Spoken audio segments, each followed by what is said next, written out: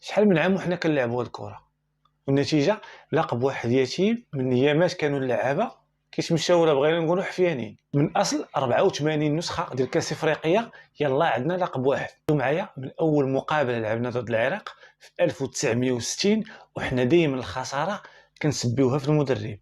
انا دابا غادي نقول لكم احسن انجازات اللي درنا سواء في كاس افريقيا سواء في كاس العالم، وانتم اللي غادي تحكموا.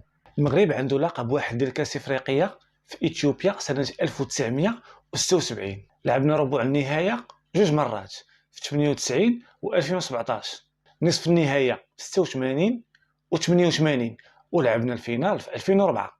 كاس العالم في القرن اللي فات لعبنا 4 المرات، واحسن مشاركه في هادو في 86 من دزنا للدور الثاني. واسوا مشاركه ديال المغرب في كاس العالم هي اللي في 94، لعبنا 3 الماتشات خسرناهم ب3 وجينا في حالنا.